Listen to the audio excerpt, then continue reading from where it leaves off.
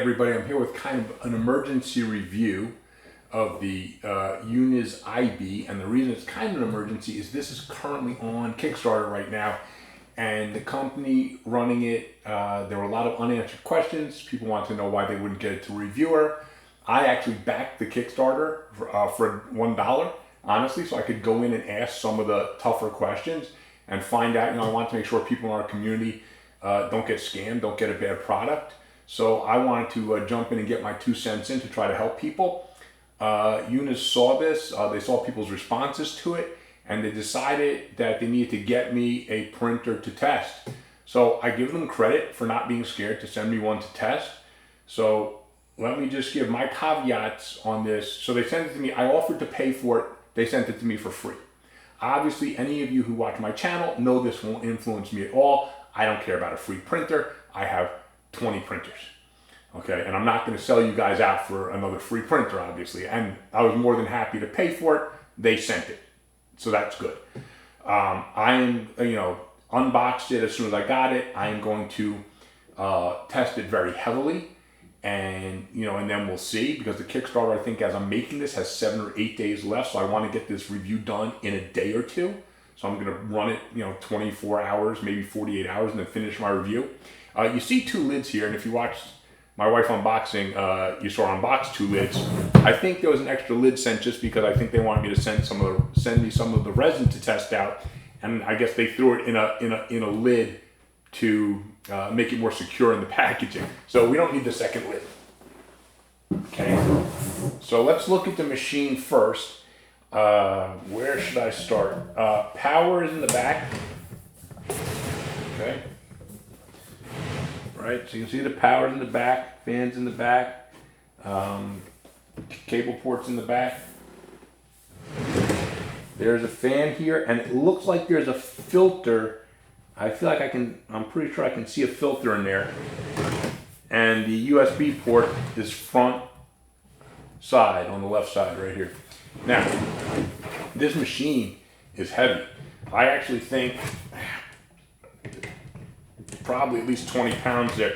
I feel like this is actually a little heavier than my Saturn or Mighty or E10, just sheer weight. It feels very solid. It's all metal. Like I said, heavy as hell. Very solid Z. So that's good. We expect that on a bigger size printer. Let's look at the build plate. I like the way the build plate goes on and off. This is the first time I've seen this actually. It's got a tiny little ridge where it joins, so you can actually hold it a lot more easily. I think my Sonic Mighty had little handles, which wasn't bad, but this is actually, I didn't even notice this, so I went to pick it up. It feels very ergonomic. So it slides on. You just push it all the way into place. It's good. There's no wiggle room. This one is machined very well, and then you just tighten it down and you're locked in. So I like their design of the arm and the build plate attachment with this little lip. That's actually good. Like I said, I didn't even see it, but it feels good. And it also has it on the sides, so when you grab it to slide it off, either way you grab it, you have a little lip to grab it onto. So that's good. It's got the 4-screw leveling system, which if any of you guys watch my channel regularly, you know that I prefer the 4-screw leveling system, so I'm happy about that. The build plate, this is interesting, and I don't know if I'm getting a prototype or, if that's why or not, but it is pretty scuffed up already. It looks like someone took sandpaper to this before I got it. And also, interestingly, I have to ask them if the production model will have this. It has holes. Hopefully, if I hold this up to the light, you can see it going through. It's got holes in the build plate to help alleviate some of the suction forces that are going to be created. Now, interestingly enough, we saw this on some of the big printers from a while back, but the newer generation of big printers, Sonic Mighty, Epax E10, the LU Saturn, which I have all of those, none of them have holes in the build plate to alleviate that suction. So I'm not sure it's necessary these days, but it definitely can't hurt. If anyone's saying, well, if you have holes, it won't adhere, you're not going to be, I guess you tried to print something smaller than a hole, right where a hole was, might be a little funky, but I don't think you have to worry about it.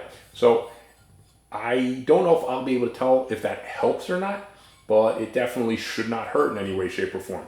So build plate, solid metal, nice and heavy. I would have liked to have seen a slightly bigger slope, a slightly bigger angle on the build plate, so resin would run off a little more quickly. And when the angle is this shallow, some of the resin won't run off. It'll pool. I have a feeling when I print, I'm going to see some resin pooling on each of the edges. Not the end of the world, but I do prefer to see a steeper angle on the build plate. So far, all outward appearances, this part is great. Steady Z-rod, very stable, strong arm, very good mechanism for locking the build plate in, and I like the 4-screw leveling system. Let's talk about the vat. So the vat, I like this. Okay, well, let me back up. Holding the vat in place, there's 4 screws that kind of you lift up, and they're I don't know if I can show you this. They screw up. And then, but they're based on pressure, so it kind of locks it into place. I don't know if I'm describing that well.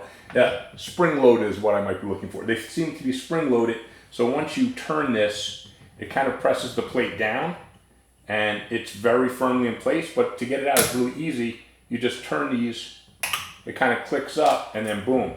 Now I have the build plate in the way right now. Let me get this out of the way. So. Did I not turn this on? So, trying hard to do from behind. I like the vat because it has handles. So this is one of the features that they have. I think it's on my Saturn.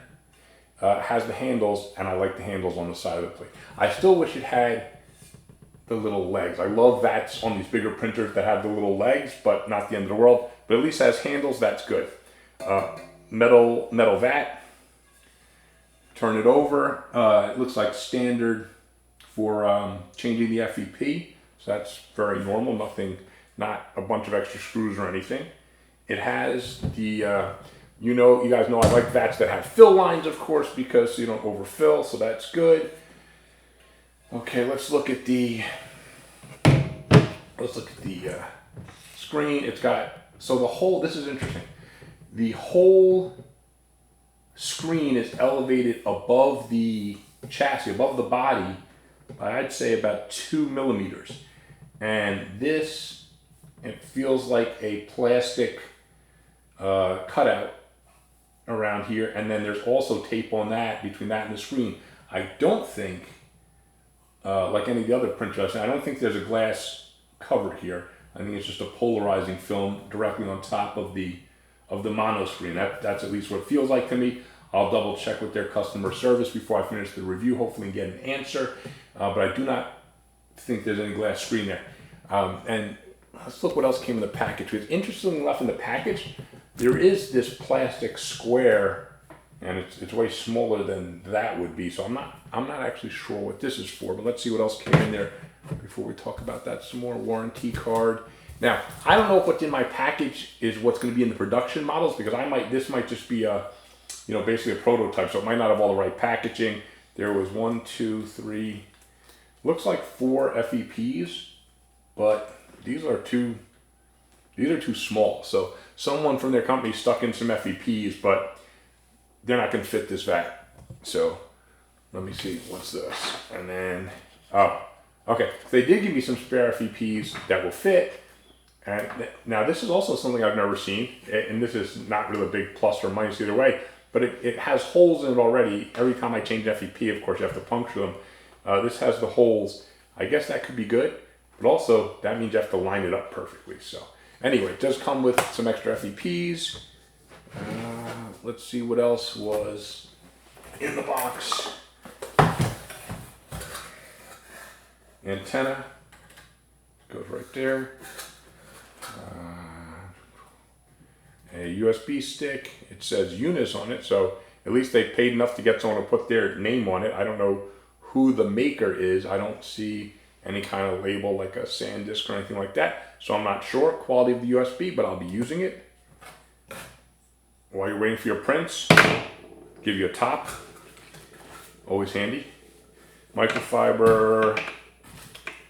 I'm not sure what these are for. I guess maybe they want to use them for leveling. I don't know. Glove, cloth, I said. power cord, spatula. Oh, and they actually did include sandpaper. Like I said, my build plate looks like it's been pre-sanded for me, so I will not be using the sandpaper on it. And that's it. Now again, I'm not 110% sure that you guys will have the exact same stuff in the box when it comes. I guess, now let's get back to this. So I guess this is not bad to me that's raised up and then taped over. It would make, hopefully it would mean that if there's any resin spill, makes it that much harder to get into the machine itself. I'm trying to think if there's anything else I need to say about this part of it before. I mean, for me, you guys know what the most important thing is testing it, making sure, you know, how this thing prints. That's what's critical. But in terms of build, this thing is, you know, solid as hell. Yeah, there's an extra screw just floating around. Don't know what that's for, but I'll keep it just in case. Doesn't look to be any screws missing on mine. Yeah, like I said, this is a nice solid thing, super heavy machine.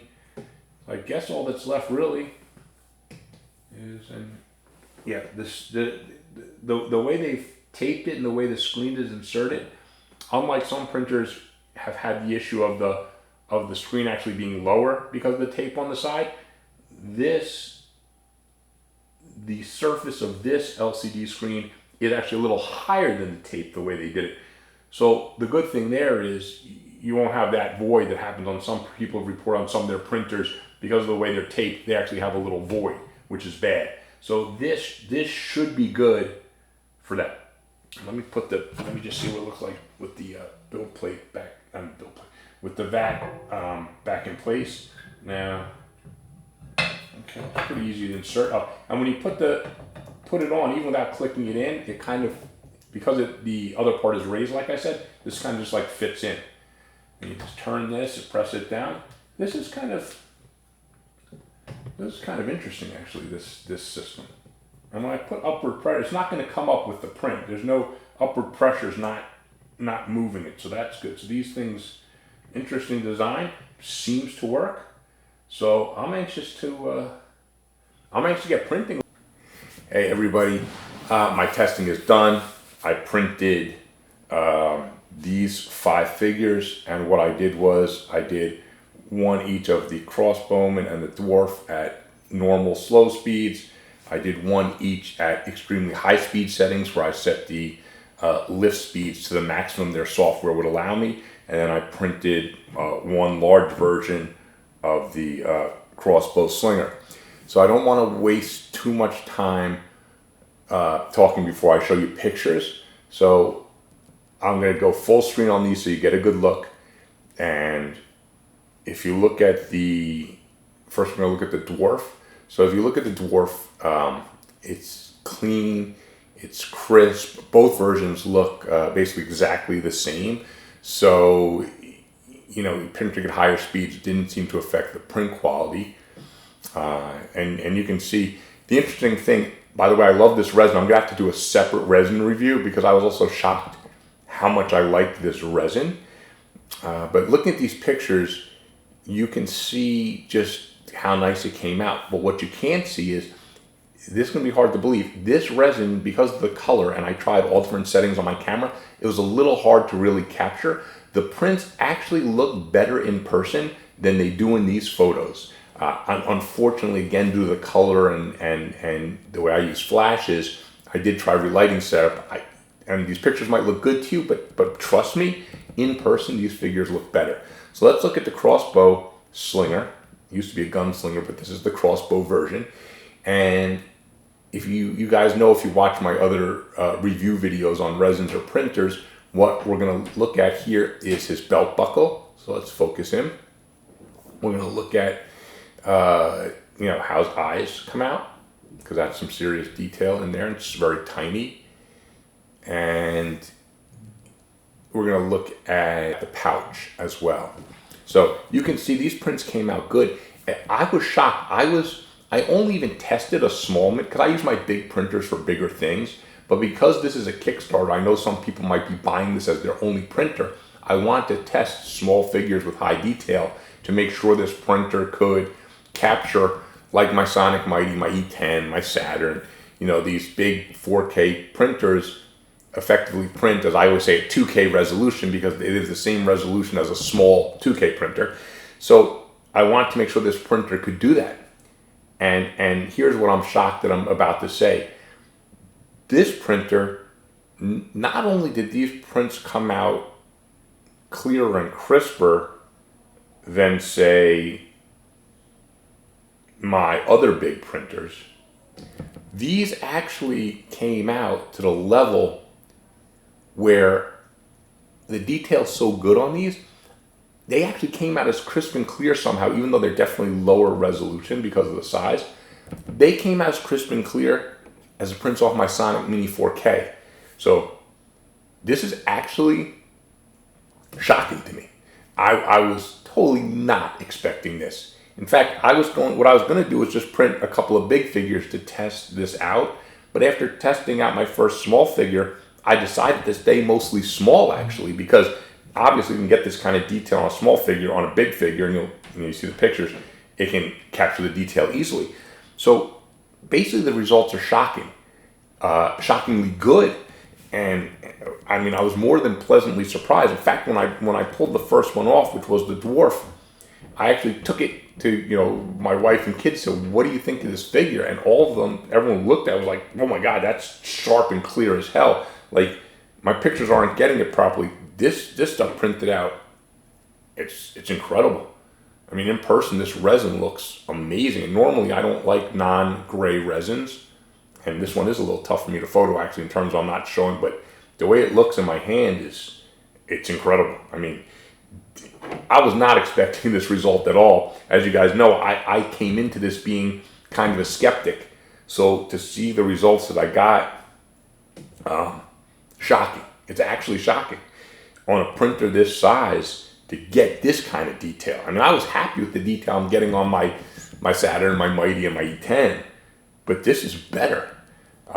So, like, kind of mind blown. So I'm going to talk more about this, but my first caveat, though, to everyone watching is they did send me a model to review. So it's possible mine was, like, tuned a little bit. Some companies, when they send to reviewers, they make sure they get you the best thing they can.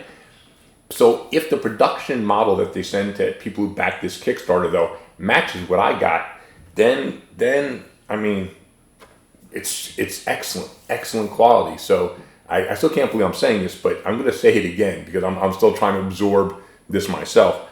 These models came out as good as if I printed them off my Sonic Mini 4K. And it's still shocking to me. Okay, anyway, let's move on to talk about some of the stuff I talked about earlier, and then we'll talk about some of the marketing claims and what I think of the Kickstarter in general. And I will also talk about the software. Not important to me, but it might be important to some people, but I have to let you know about it. So, what I mentioned about the build plate earlier in the review where I said because the angle wasn't very steep, resin would pool. Well, yeah, after each print, the resin didn't really run off the build plate great. Not a big deal to me. I have like a little silicone squeegee. I just go around the outside and squeegee off all the resin. So for me, not a big deal, but you should know about it. I was correct in saying that the build plate angle didn't let most of the resin drop off. I still do like, after using it now for 2 days, the ergonomic little grips on the handle. Those actually are good. The build plate design, I like the perforations. It was cool watching it go down into the plate and then resin coming up through the holes. You can see it's relieving force by doing that, so I do think that's good. My other little gripe with the build plate, though, is aside from being a little flat, the area inside the mechanism where the force leveling system is also very flat, perfectly flat. So resin actually gets in there and pulls up in there a little bit also. Again, not that big a deal to me, but just people should know about it. So let's talk about some of the marketing claims. We'll talk about some that were still not true, and then maybe the biggest one that's true that is maybe out of all the marketing claims the only one I really care about, actually. So let's talk about what still isn't true as far as I can tell. Okay, biggest build volume, we know that's not true. Fastest printing, it's not true. This printed basically the same speed as my other big printers, and when I jacked up the speed as high as I could, It did print pretty fast, but again, no faster than when I jack up the speeds on my other printers. Screen life lasting basically as long as you're on the machine, that I can't attest to either way. So I won't say true or false. They do seem to have a lot of fans inside, so maybe their cooling is better than in other machines, and maybe that would extend the life of the LCD. Again, that one I can't really attest to. Now, let's talk about the one marketing claim, though, that I think is the most important and that I actually believe. So they mentioned that they have a collimated light source. So collimated, it's not something you do when you're watching Pornhub, okay, guys? Collimated means to make the light parallel. So to me, what that means is, what they're saying is inside the machine, as the light comes up, there is some kind of diffuser screen which straightens out the light. So think when light comes out, it bounces all over, it goes every direction, whatever. But you know you can focus it like a laser can focus light, right? So this collimator makes the light go straight up. So what should this mean? It should mean that there's even light everywhere on the screen, but it also means if the straighter the light is going when it hits the lit pixels in your LCD screen, theoretically that should give you higher accuracy. Now, why do I say I believe them? Because these prints are more accurate than any of my big printers, which means I believe them about the collimated light. And on top of that, let's look at you guys know I do a light source test. Let's look at that right now. I'll take it full screen. So you're seeing it right now, and the light is perfectly even. So they claimed that their light was perfectly even, and it is perfectly even, as best I could tell. And I filmed this once, but I ran it 3 times so I could see personally, and just without the camera interfering, I want to inspect that light source. And their claim of having very even light, absolutely 100% true. And like I said, of all the claims they made some outrageous claims. I think whoever did this marketing, I was just thinking about those marketing claims. A lot of those claims would have been true 6 or 8 months ago, and they're just not true now. So I have a feeling whoever did the marketing just doesn't, is not up to date on the market. So I'm not sure, like, when I first saw it in the Kickstarter campaign, I thought this is like deceptive, just nonsense. And now that I thought about it and have used the printer, I actually think the marketing, whoever wrote up the marketing stuff, was just like out of touch, actually. I don't think they were intentionally, I don't know. It doesn't seem like they were intentionally trying to deceive anyone. It just seems like the info is out of date. Like I said, 6 months ago, this would have been the biggest budget printer, the fastest speed, all that stuff. But like I said, the most important to me, because you guys know I only care about these prints. And their claim of having highest accuracy, they don't have the highest resolution. That claim is nonsense in terms of pixel resolution, we know. But even though they're at the same pixel resolution as my other printers, basically, the print results are better. So what they should have said, highest accuracy printing. That claim I would actually back up right now. And again, I'm still shocked that I'm saying it, and I'm still kind of like stunned by my results that this printer is more accurate than my other printers. And like I said, rivaling the Sonic Mini 4K, which is, these are 50 micron, right?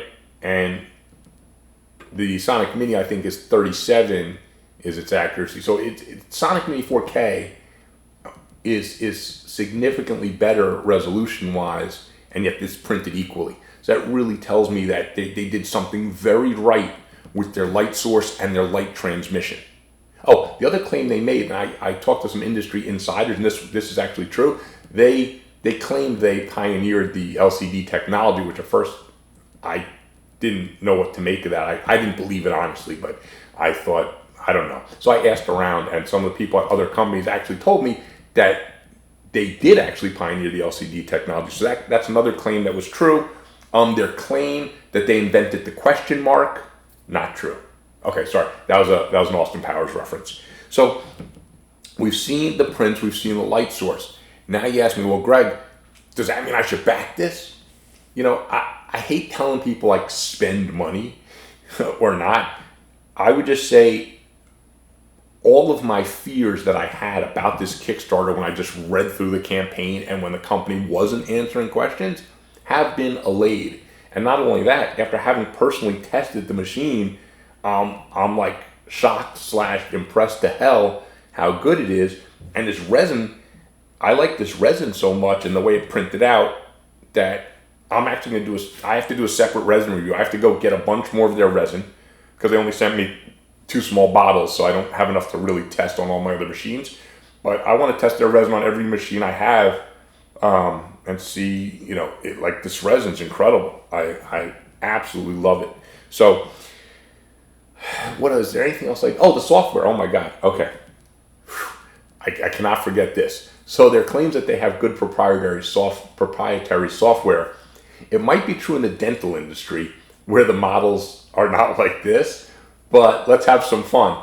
And sorry, UNIZ software guys, for miniatures, your software is, the politest way to say it is garbage. And so this will be fun for us, guys. So let me just, before we get into this, let me just say, anyone who backs this Kickstarter, what you're going to do is what I did. You're going to do your support in Chitterbox or Lychee. You're going to save those as an STL file. Then you're going to drop that into the UNIZ software for your slicing. You are not going to support in UNIZ software because it is extremely inferior to Chitterbox or Lychee. And now to have fun, and so it's one extra step, by the way. So the extra step is you can't just slice in their software. You have to well, you can if it's a pre-supported model, but if you're doing your own supports, you have to bring it into Chitterbox or Lychee, do your support, save STL, import into UNIZ, and then slice.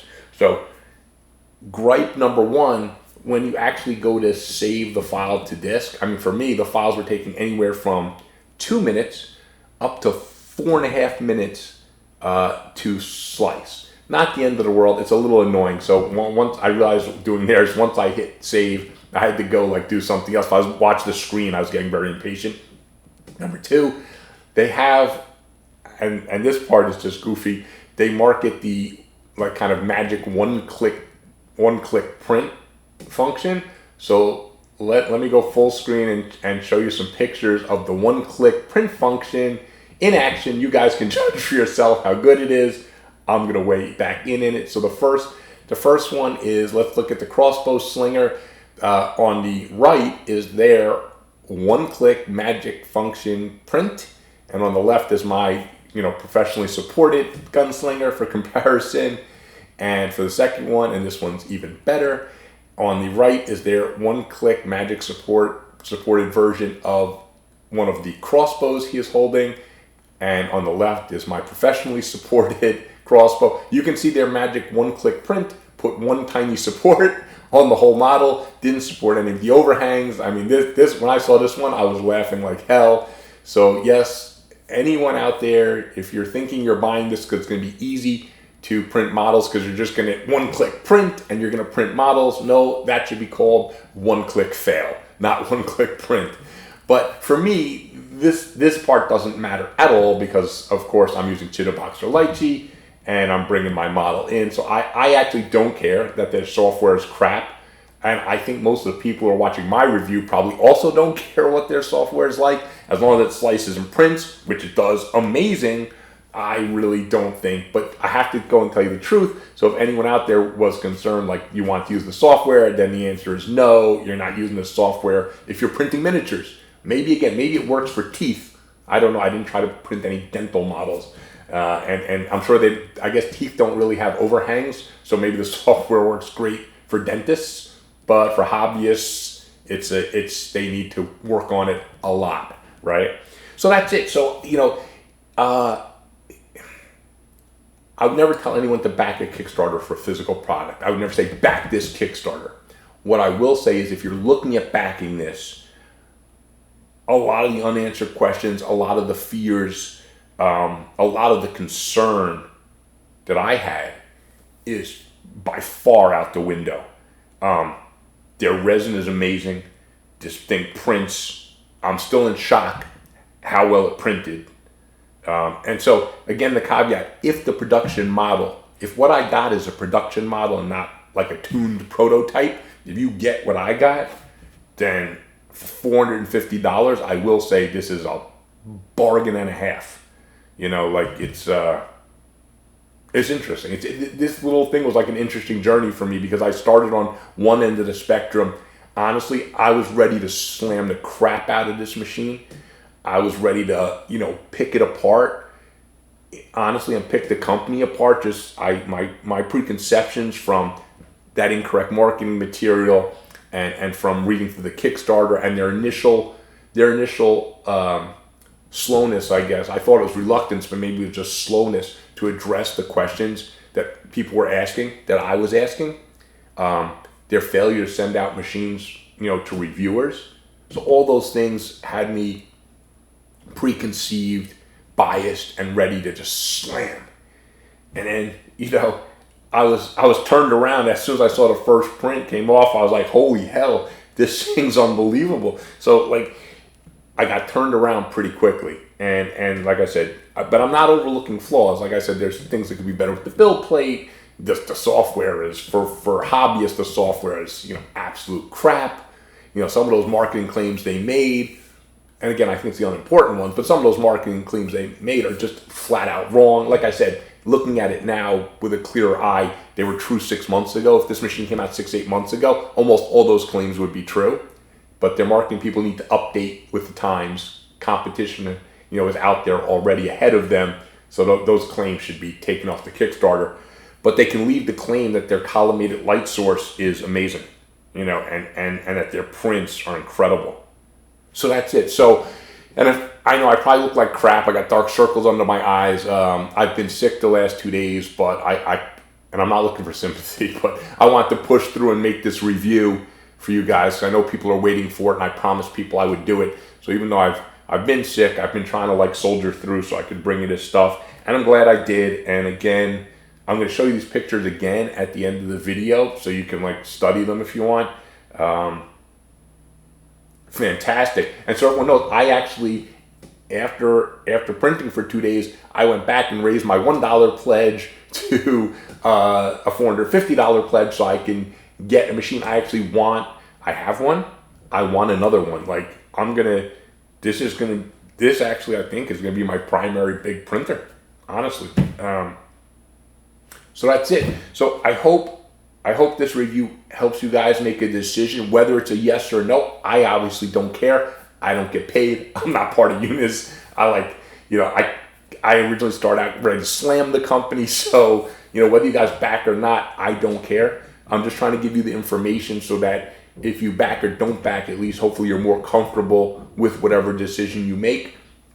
If you do back, and UNIZ, I know you guys are watching this, for people who back this, you need to make sure you get them a machine that works just like mine did.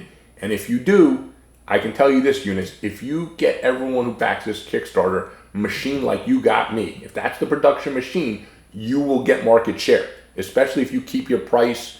I know your aftermarket price according to Kickstarter is like $800. I actually think that'll be a mistake. I know you can't keep $450. It's probably way too cheap, but I would advise you guys keep your machine at $600 or less. You can be competitive because consumers in our area are very price sensitive. So you want to be competitive on price. But I do think you have an amazing machine. Please do the right thing. Make sure everyone who backs this Kickstarter gets a machine like I got in terms of quality.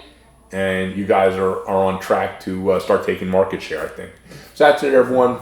If you're not a subscriber to my channel, please please subscribe for my other reviews. I'm going to buy up some of this resin from UNIZ, and hopefully in a couple weeks, because I don't know how long it'll take me to get the resin, I will be doing a review, hopefully, of maybe a few of their different resins, because, aside from the machine, I'm really impressed with this resin. And it's even got that resin, I don't want to spend time on the resin too much because I'm going to review. The resin has some flex to it. It came out with incredible detail, and yet I can take a thin thing like this braid and press in it, bend it a few millimeters without breaking it. So that'll be coming whenever I can get more resin and do some tests. So that's it. Thanks, everyone.